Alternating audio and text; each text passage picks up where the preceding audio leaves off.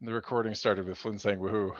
I was just realizing that was very poorly timed. Anybody who, I'd It's like perfect. to apologize It's to perfect. anyone who shows up to watch this video. You've started the video with excitement. We're already excited. All right. Hello, everybody. Welcome to the July 24th edition of the Gateway API Sync.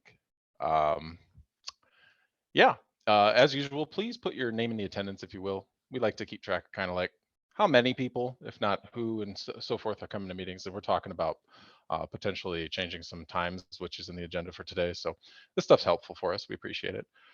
As usual, this is governed by the Kubernetes Code of Conduct, which boils down effectively to be nice to one another. So please do be nice to one another. And it's very helpful if you use the hands up feature when you want to talk in Zoom so that we can kind of coordinate giving people opportunities to talk and not be talking over one another. We have a reasonably light agenda for today. As always, it's an open agenda. So please do as we go, feel free to add stuff above the triage section if you'd like. If there's anything we can't get to, we can always fold it over into the next meeting. And with that, I don't think we haven't taken the opportunity to like check on anybody who is kind of new. I think last time we missed that. We try to occasionally check in and be like, anybody new to the community who's joining this meeting for the first time, we love to hear from you. If you don't want to, you don't have to stand up or anything, but if you'd like to just kind of say, hey, I'm here and this is what I'm doing with Gateway API, we'd love to hear about it. So I'll give a couple seconds for anybody who wants to pop in.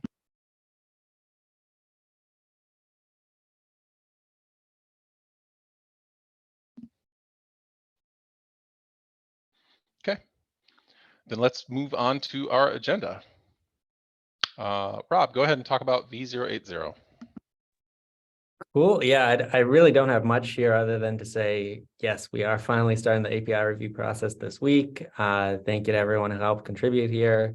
There are two things left. They are both docs. They both are on Flynn. So thank you, Flynn. And one of them, at least one of them has a PR open for it. Maybe both. I think both. No, just one. I can't hear you, Flynn. It may just be. That was my turn to talk to myself. Only one of them has a PR, but the PR for the other one should be up. Everybody cross your fingers, should be up tomorrow. Awesome. Cool. So those are high priority. If we can get reviews, talking to myself as well on those ones. Those are the last bits left on 080 pending API review. But hopefully that'll be a relatively smooth process this time around.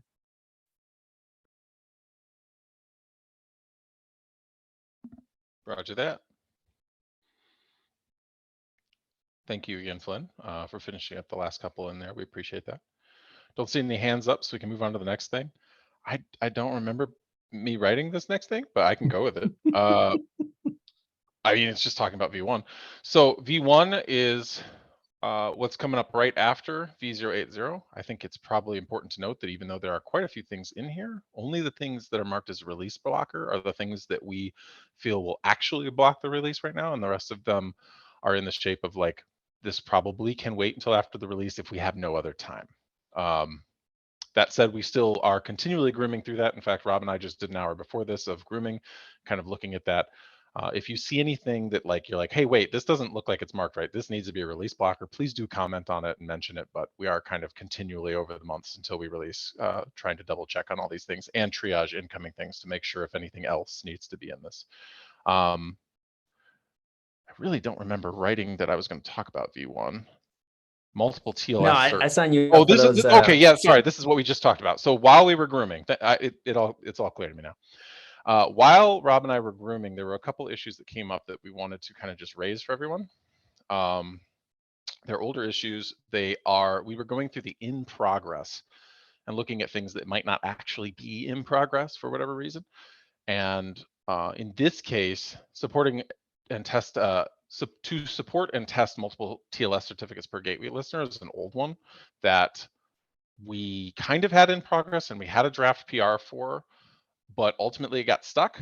And the reason it got stuck is because we don't really have the answer to how this should work so that it works for multiple groups. So the PR, one second. The PR that we have open right now, let me see if I can find it. think it's this one. The PR that we have open right now basically is taking what happens when you have multiple certificates from implementation specific, meaning we're not saying what it does to try to actually say what it does, but we never really came down to what that should be. And we don't necessarily think it should be a blocker for GA, although it would be really nice to get that in for GA. Anything else you want to say about that one, Rob? Yeah, so if you go back to the issue down at the bottom, we left a comment. I left a comment that is basically just saying, before we can move any further on this, we really need somebody to own this and just say, hey, this is what Nginx, HAProxy, Envoy, other implementations do when they have multiple certs to choose from and there's some kind of conflict or overlap. How do they handle that, right? Because we need to call this extended, we need to know that there's some kind of path to portability here.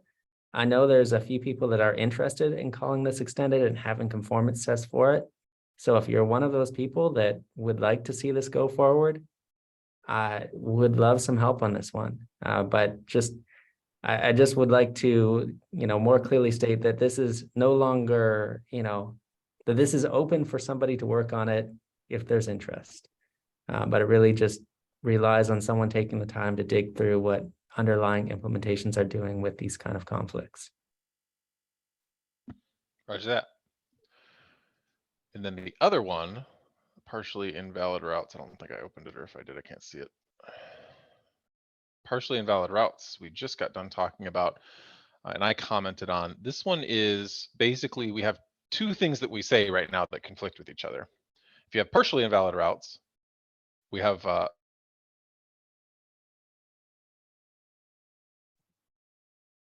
there's a part. Well, while Shane is demonstrating Starlink,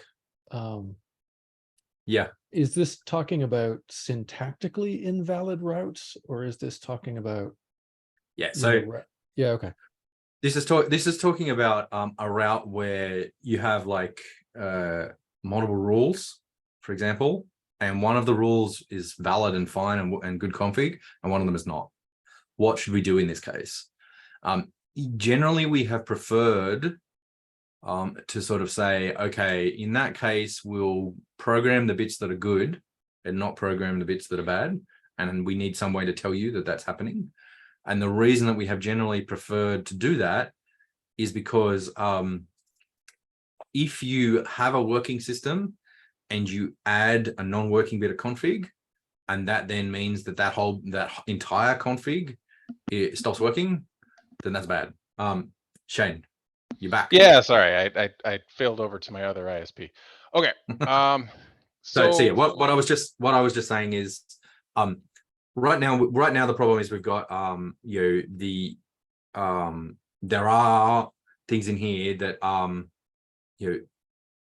sometimes in some parts of the documentation we say if there's an error here, then that should fail the entire route. That should be not accepted.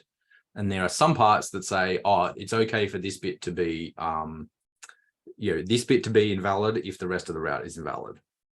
And then you put a comment on there. Sorry, I missed the meeting you and Rob had earlier, but you put a comment on there saying you prefer to fail fast and not have partially invalid states. The reason why we haven't wanted to do that in the past is that if you do that, that means that if someone edits a route and that has multiple rules and makes an error on one of the rules, all of the rules will be chucked out. Yes. Which means that it's really easy to make very far-reaching changes if you have a rule with a route with multiple rules. Like you can blow up lots of stuff by making one typo in one part of the file. Historically, we've tried to sort of make it so that you can't, so that won't happen. The bits that still work will still work, to avoid accidentally blowing up large pieces of, like, a lot of infrastructure. That said, it is in the state that it is. Yeah, I get that. I do get that. And that said, the downside of that is we'll have no understanding when there is no way to understand when the different pieces may have a relationship and whether it's actually appropriate to have part of that relationship work and part of it not. So I mean, in lieu of that understanding, we can just say, it has to all work or it doesn't work. And it has one additional benefit despite having the major downside of like, yes, one mistake can potentially have a catastrophic effect. And that is, if we start with a fail fast, do not have partially invalid. If it's invalid, it's invalid state. We can progress after people bring in issues and be like, that doesn't work for me. I've had these situations, which I want to tell you, I want to talk to you about where I'm trying to make a case for, you should change this. We can progress into the state where we have some situations that we allow for. But if we start with allowing some situations, we can never go back to just lock everything down and say no.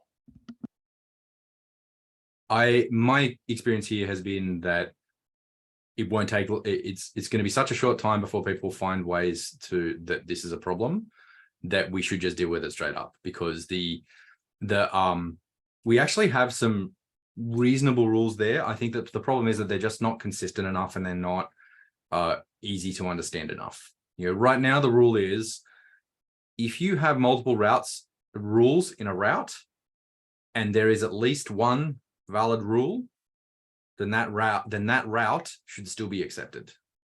The sort of the underlying rule here is, if a route can produce config in the underlying data plane, then it should still be accepted, even if not all of the route should produce is correctly producing config in the underlying data plane. And the reason there is to sort of minimize that blast radius, because minimizing the blast radius is one of the things that I agree, it'd be way easier to just be like, you made a mistake, it's all gone. But like, what that's going to mean is that Flynn is going to be very sad, because like there's going to be like, it's going to be a really bad user experience for people, because it's really easy to make a mistake, especially if you end up with a big object, and having your big object blow up your main company's website because you edited the rule that sends traffic off to the blog is a feel bad moment. I can be persuaded. But I've been remembering a conversation with Nick that we got into great length about that, pretty much that exact situation. Although I think we might have been talking about backends rather than route rules, but it's the same thing. So I agree with Nick that I think the time between submitting that and getting feedback will be 0. I can ahead, be Shane, persuaded.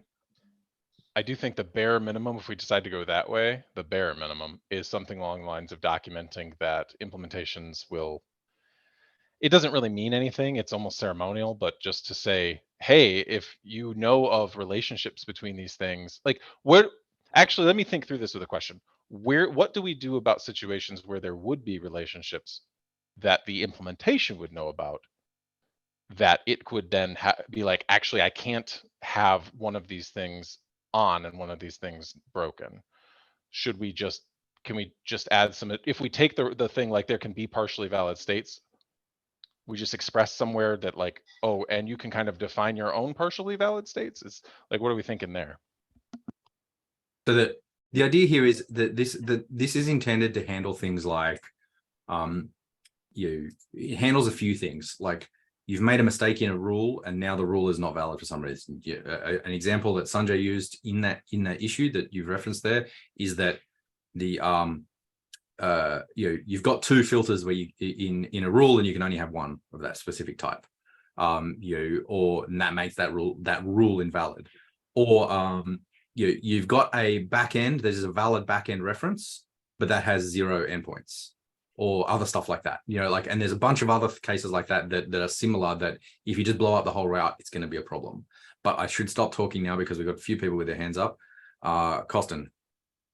Yeah, maybe that's the case for saying that all configuration changes must be tested before they put in production to minimize. And actually, in Istio, I'm not joking. Actually, in Istio, we have some ability to put some labels on routes of virtual service or any configuration to specify a specific revision and to kind of make it they apply only on a canary version of the gateway. And we have all kind of, Istio is revision. You can have multiple gateways with different revisions. The configs can attach to the revision, so you can have a pipeline where any config change, blast radius is limited to the, kind of canaries, basically. We've talked about that before. And the problem there is that you start violating the sort of the declarative loop, like the declarative properties of Kubernetes API. If you declare something and then you like, you sort of test apply it, you know, like it becomes hard to know like what's applied and what's not. I'm not saying like, I think that that is absolutely a thing that we should allow implementations to do, but I don't think that we can mandate that or like require that implementations do it. Like it should be possible to have an implementation that does the stupid brutal thing and just takes what you have and applies the config. But I'm not like the point that I don't think we can make that like even an extended behavior. I think that can be an implementation specific behavior, but not an extended one. No, I agree. It can be, but I think the recommendations, the best practice, and what we should recommend is, again, you should have a canary gateway. You should apply the canary, and maybe should standardize the rules for using this kind of canaries, because they are far more things that can break without testing.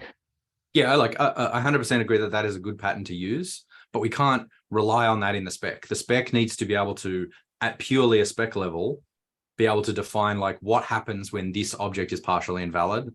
At a spec level, what is the flow of the API objects when that happens? And I think that's the tricky part. Like I 100% agree that in actual practice, it's a really good idea to sort of try these things out in some way before you do it and not just be live editing your production website.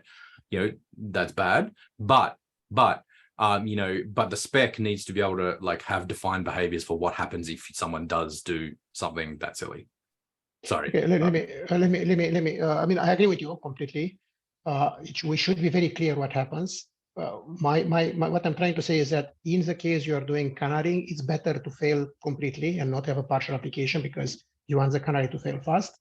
If you are in the other situation where you apply edit live production, I agree with you. It's the best solution is to just try to be conservative and keep as much as possible running. It's a choice, but we need to support both choices because in the other case, it's actually much better to fail fast. Yep. And so in the API, we have specifically made some choices about failing in that way because of that exact thing. Like we have specifically said, if you have weighted if you have weighted backends and you make a mistake in one of those weighted backends, then you should still fail the weight percentage of requests to the invalid backend. And the reason to do that is, that is an argument where you could say, hey, you don't want to blow things up and someone made a mistake. The reason to do that is that specific case is how you do canarying. And if you don't have the correct percentage of requests fail, you could conceivably go through the whole process until you get to 100% and then have everything fail. So like we have absolutely sort of taken that into account in other places in the API, but this is the case where there's like a bit of a sliding scale and like for partial validity, like I think it needs to be a little bit more on the kind to the user side than on the respect the declared intent. You need to be able to impute some intent here. Sorry, Rob. Yeah, I think what we have said, and I actually kind of regret some parts of our API, one of them being that we have a list of rules in HTTP route, because what we're essentially saying here is that the rule is the minimum viable valid unit, roughly, and it would be a lot easier to represent if there wasn't a list of them within a resource, right? And so right now our status is for the entire route, and we don't have a way of referencing, hey, one or more of your rules in this route is invalid. I think the kind of ideal case is, hey, someone's creating a brand new route, and any part of it is invalid, the whole thing's invalid. But again, how implementable that is to differentiate between brand new and already existing is yet another thing. But what I think Nick is saying, and I think I get that idea, is just you want to be somewhat kind to users. And if you have a very large route and some portion of a route rule fails, that can be a really painful thing if it ruins your entire route and other unrelated route rules. One potential thing we could do is we could just issue guidance and say, hey, just don't do a lot of route rules in the same route, and because they're all going to fail together if one fails. We could just issue that guidance and make that decision too. But that's pretty harsh. I don't know, but I think the high level thing that we need to come out of this with, well, out of this issue with, is some kind of guidance on how you represent the state, because right now we've left it wide open, and if we go to GA without some kind of guidance here, we're going to have everyone doing their own different thing, which is just not going to be a good experience for anyone. John? Yeah, one question I have, when we talk about partial, are we talking about with respect to the rest of the object or time? Like, are we ever considering I changed a value from valid to invalid, and now we still want to apply the old valid state? Or, I mean, the other approach is obvious, like one route's okay and one's not. Are both of those in scope, or they're separate? I think so. There's you go. I'll give a biased answer and say that GK's own implementation today defers back to the previous known good state. I know that's not viable for everyone, but that is something that the implementation has chosen to do now, for now.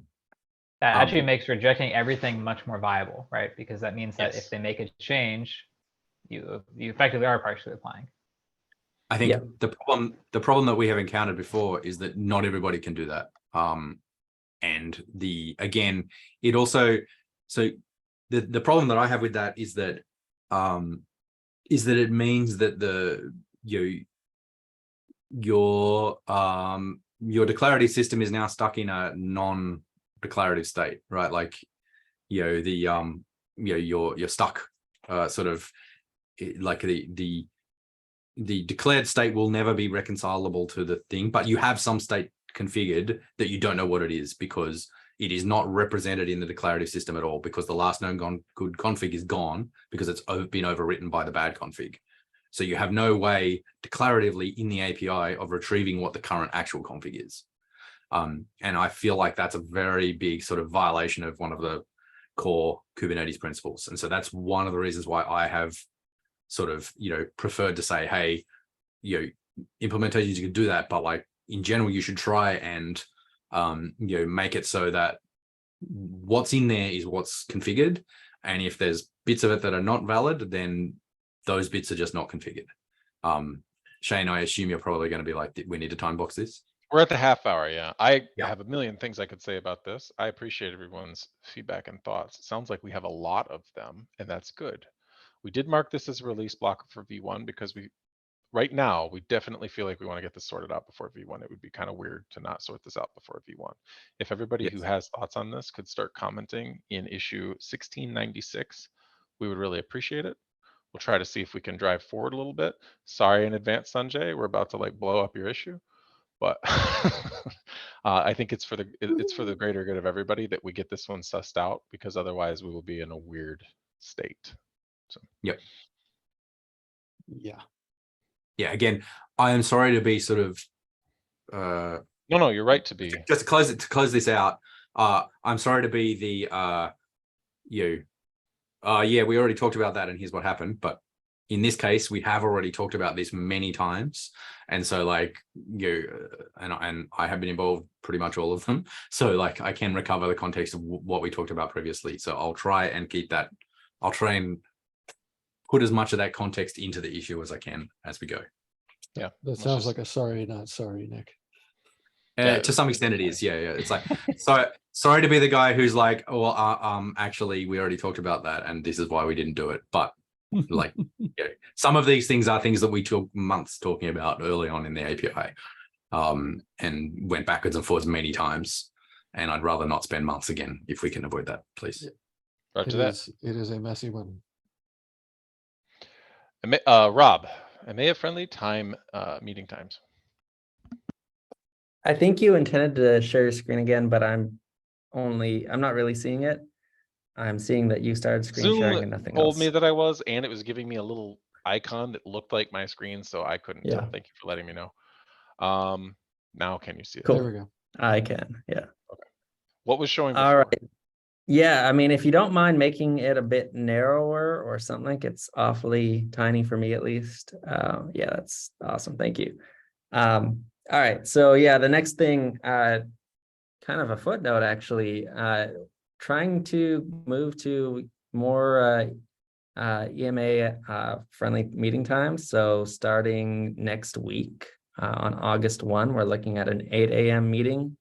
And then potentially continuing that every 4 weeks. I think there's been some discussion in Slack around that. I was trying to remember the old threads, just trying to find times that work better for different people. And we've seen with other meetings that we are getting decent attendance at earlier times. We experimented a couple times with this meeting as well, and those went well. So just trying to get that on a more regular cadence. So starting next week, once every 4 weeks, we'll meet at an earlier time, and I'll update the invite after this. So can I just check how many hours earlier is that time? That's the easy way That's to be like. a good question. 7 hours earlier. Yeah, 7 hours. Okay. That sounds awful for you. I'm sorry. Yeah, it's like 1 a.m. or something like that. God, that's I rough. make up. I'll see. Yeah.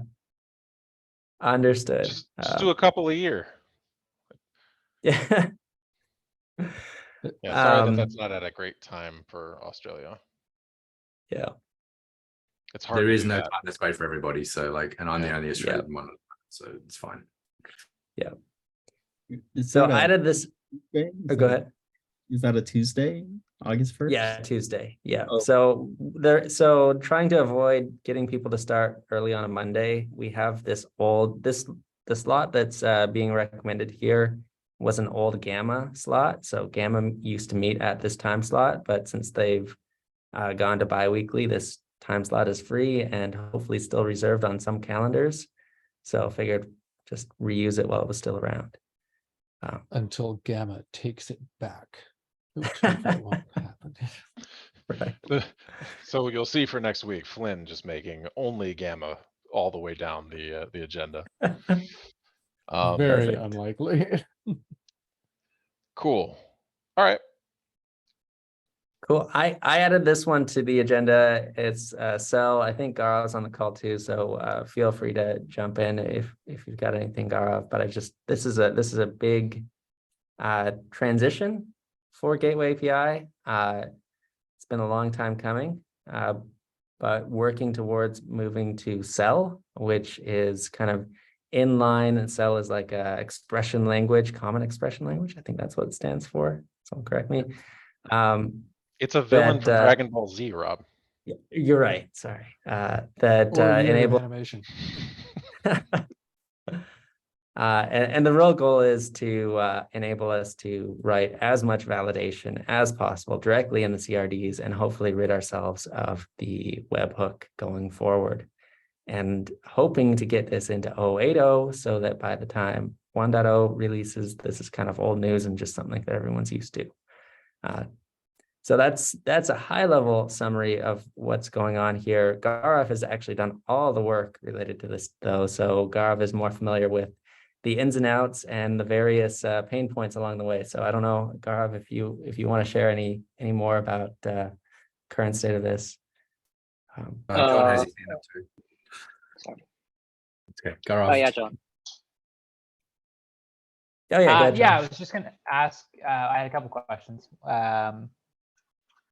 Do we know how much of the webhook can be implemented in Cell? Is it all of it? I'll defer. Yeah, go ahead. Sorry, Rob, continue. Yeah. No, I think you've got it. You've got a better handle than I do at this point. What you've done so far looks very promising, though, and I think it's near 100% coverage of Gateway and Gateway class. And it sounded like 100% was possible, correct?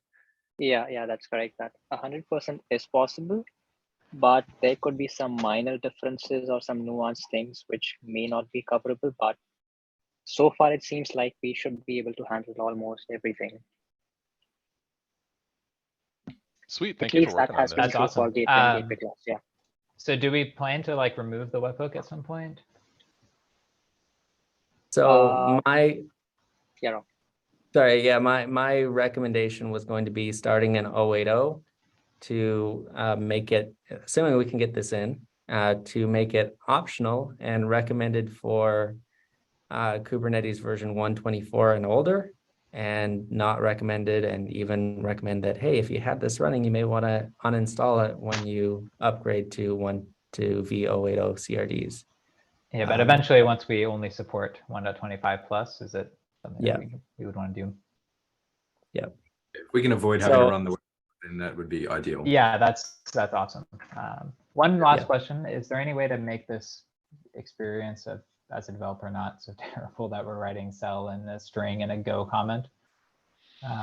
You want to Not do a it with Go big deal, but just templates if- into the comment? Because we could probably pull that off. Not helping. I don't know a Shane. better option, but I don't know that this is the best one. I know it's Sorry. the best available, but you know, maybe it's something we bring back to the QBuilder folks. Yeah, no, Okay, Tony's definitely. welcome, Yeah, right. I was chatting with Gaurav a bit about this because I know, this is painful. And there are some things that are going to be even more verbose than what's already here, and even more repetitive. So one of the things is we also control our CRD generation. So we could potentially, I don't know if this is helpful or painful, but we could potentially have some like shortcuts that mean basically call out to this function that we know of in our CRD generation. Are you talking That's about shared. templating it, Rob? Is that Yes, yeah. Oh God. Because I meant that as a Basically joke when I yeah. said it, but can Not this? not too far off. Yeah, can KubeBuilder? I imagine it can't, but I'll just ask in case it suddenly can, and I just didn't know. Can KubeBuilder get its rule from a file for cell validation? Not that wouldn't I'm be- familiar with. I don't think it'd be I don't- super bad if like we were able to put these in functions or something in files and then call them, but it's still a little bad to like, it's nice to be able to go in here and look at them and be like, oh, it's right there. I know exactly what it does, until it's not nice, until it's until it's huge. And then it's like, that could be in a file. So I think one aspect is that if something is generic enough, we could add it to the API server library, which we could call out from within these things. But that would be only for like very generic things, which could be used in other aspects as well. But besides that, I don't think I have come across so far of ways of how you can call out some functions or some templates.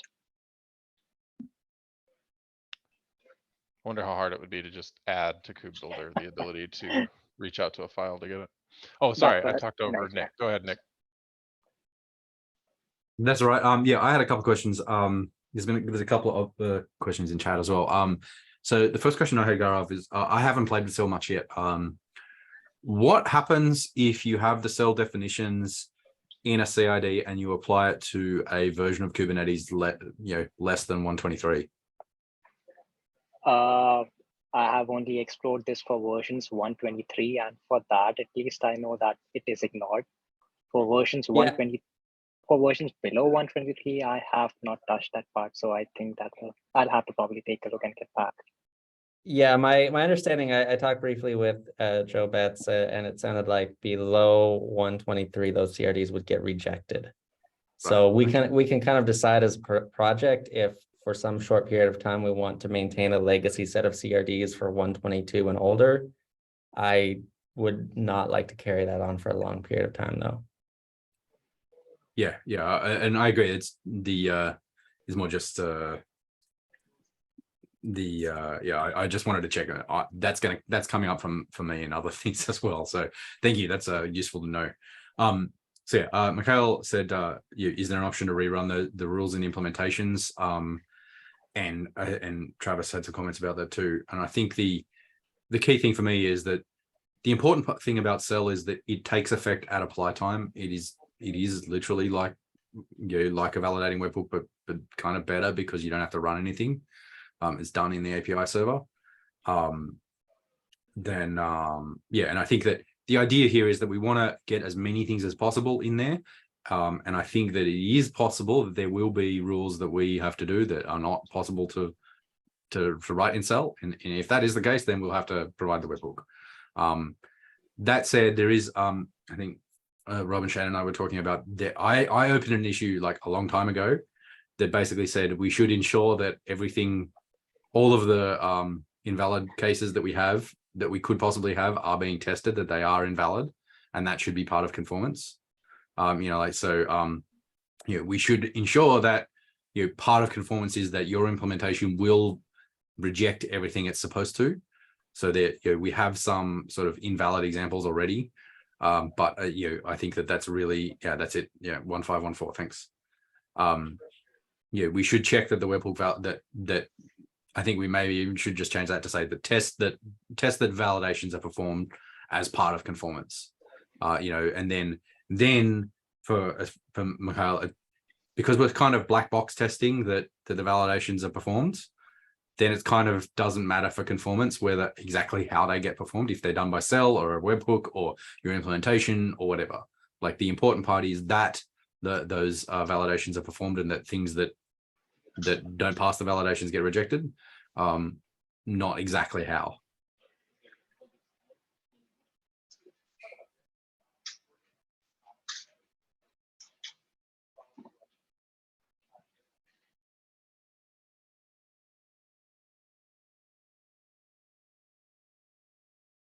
Okay, I think Cool. we've had a pretty decent conversation. We have some open questions about what this means in terms of older versions of Kubernetes, which we should sort out in this PR before we merge it, and at least have that understood and documented. And what we're going to do, we're going to know what we're going to do. Thank you, Gaurav, for all the work you put into that in such a hurry. It would be really great if we could get that into V080. I think the timing would be wonderful, as Rob said, because then it has some soak time before V1. It just means we Okay. have to argue more about durations. And if you do want to jump in, that PR is 2226. Please do jump in there if you have important comments and stuff like that. Rob and Lior, what time are we at? We got 15 minutes, so we should probably. Yeah, this is a quick one. It's just an FYI. We already have at least a couple of GTMs on this one. But this is really, it's not quite a get, but it is almost an API change, because we're saying the mirror filter, which previously could not be repeated, now can be. So if you want to mirror to multiple backends, you just use the filter more than once. It's not a perfect scenario.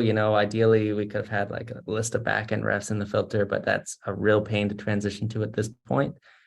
So for now, the proposal is you can just have more than one reference to that filter or in the chain. This is an FYI. We would love to get a couple more comments on this, but specifically if you're working on an implementation, this would, I guess we know this is not going to be supportable by everyone, but really the bigger thing is if you would rather see this API work some other way, it is some form of an API change. So just wanted to highlight it because it's small enough that it's not going through the get process. Yeah, that's all for this one. And that's gonna just hold off on, if we don't hear anything in say 24 hours, I imagine it's just gonna merge. This is just waiting for consensus, and if it doesn't happen, we'll just merge anyway. And that's 2199 pull request. All right, quick update on conformance profiles, because John kind of reminded me that we may not have shouted this out loud enough to everybody, but conformance profiles has made it to the experimental state in terms of its GEP. It has an experimental CLI that is actually under the Go tag experimental, and an experimental test suite that you can run from Go if you like. At this point, I think it is either merged or it's about to merge. The first report, the actual conformance report, which if you hadn't caught up with that GEP so far, is literally like a YAML report of what has been supported and what tests are passing for an implementation. And it sounds like Istio and some others are going to have some reports in soon. The basic idea at this point is that we're in a kind of trial period for at least 6 months, where we're going to kind of move this one forward together. Everybody use it, report, make sure things are working. And once we're all happy with it, we can consider it stable. So just to call out, if you have an implementation and you have not seen the experimental Conformance Profiles version of the test suite, please do check it out. Ask questions in the Slack channel, ping me, and give it a try. Go ahead, John. I was going to ask a question, but I think I'll just ping you so we don't waste time. But I want to say I used it. It worked. Good job. Thank you. Yeah, I did get that feedback in the channel. I'm glad that it worked good for you. And just, yeah, let us know. We want it. We want the issues and stuff. If you guys run into anything weird, even if it's smaller, you know, we've got plenty of time. We don't need this to be done. Just to make it clear, we don't expect this to be in a stable state before GA. We wanted it in an experimental state where at least a few implementations were reporting before GA, and we're just about there. So doing pretty good. Costin, internal gateway question. Yeah, I have actually a question for non-Istio or GKE implementations. We normally have, you know, gateways for internet traffic, all is understood. But with old Ingress, there was some annotations that made it an internal gateway. In JKE, there is a special class that makes a gateway be internal. In Istio, there are some annotations. I'm trying to figure out if what other implementations are doing about it, and if there is any desire to be more explicit about gateways that, you know, get an internal IP and it's not exposed to the internet. Yeah, that actually is coming in 080. Dave worked on a GET for that. It's called routability. And I think that's what you're talking about, but basically it allows you to request a gateway of public, private, or cluster, local. I forget what cluster I think we called it, but yeah. I didn't see it. Okay, excellent. That's what I was looking for. So that's something that the JKE and Istio, everyone else will implement eventually. Yeah, for GKE right now, that the idea is just to publish. You know, this is the routability of this gateway. I don't know that we're going to support, because we already have gateway classes for the thing. I don't know that we're going to introduce no new gateway classes that you configure this way. Perfect. That could change. Awesome. But thank you. Yeah. One thing to note, though, is that the GAP specifies that in-cluster implementations should not implement the private mode. So. Yeah. That, I think, correct me if I'm wrong, but that's the first usage of the infrastructure stanza. Is that right? Yeah, there are at least one or two other gaps that will expand that stanza that are just waiting for review, I think. But yeah, that's the first one that's actually merged. Yeah, cool. Okay, so eventually we'll be able to specify, basically get a cluster IP, get a infrastructure IP, or get a public IP. That's yeah. Okay, yes, perfect. Awesome. Yeah. Roger that. Okay, moving on. I saw this one pop up today. Oh, I guess it popped over the weekend, but I saw it today. The JWT GEP, and it looked like, was that you, Rob, that wanted to talk about that? No, it was just informational. That's it. I don't think there's anything that really needs to be talked about. I think it's a good start. It's good to have some conversation about this, because there are already multiple implementations of the Gateway API that have kind of gone their own way with JOT-based extensions, policies, etc. So trying to bring that back into Tree is great. Would be good to have some feedback and discussion on this.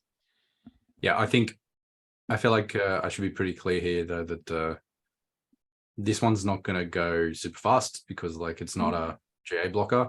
Like we'll keep it. Everyone should continue discussing on it and stuff like that. But I want to manage expectations a bit here. Like, there's a lot of stuff to do before 1.0, and for I think I can speak for Rob and Shane here, but for the three of us, like the GA stuff is going to beat this stuff in terms of bandwidth, and so like non-GA stuff is going to be best effort for the sort of the three of us for a bit. So like I will go and have a look at this, but I don't know if I'm going to be able to give it a proper review or like have a lot of discussion on it. And if it does end up being a lot of discussion on it, then I might not be able to keep up with it. Because I'm going to focus the kind of time that I have to spend on Gateway API is going to be focused on sort of burning down the 1.0 blocker list rather than sort of working on GEPs that can happen after 1.0. So I just want to sort of be super upfront about things. I 100% agree that this is a great GEP for us to start and kickstart the process and for us to all be talking about. And this is absolutely a thing we need in the API. But because it's not a blocker for GA, like I'm probably not going to be able to spend as much time as it deserves before GA personally. Yeah, let me see where we're at actually. Provisional. Yeah, I think this one and the egress one, although it's not in yet, it's still in a PR, are kind of in a similar boat. Thank you for Yeah. being patient with us. Please be patient with us. We got a couple more months here to kick the last most important things out for GA, and then these things should get more gas. Yes. And the same will go for probably other new GEPs that are raised that aren't, if they are not specifically GA blocking, then it's going to be similar for them. Like, I will do my best to have a look at it, but like I'm going to prioritize hitting the GA stuff because I think we all really want this API to go GA in time. And for that to happen, we need to make sure that the three of us are not sort of blocking approval and merging of stuff that is blocking the release. Roger that. With 6 or so minutes to spare, we have reached the end of our agenda for today. We can give a couple seconds for anybody who has a last minute thing they want to bring up. Please do. Otherwise, we can give everybody their time back. All right. Everybody, please have 7 minutes back on us today. Have a good one.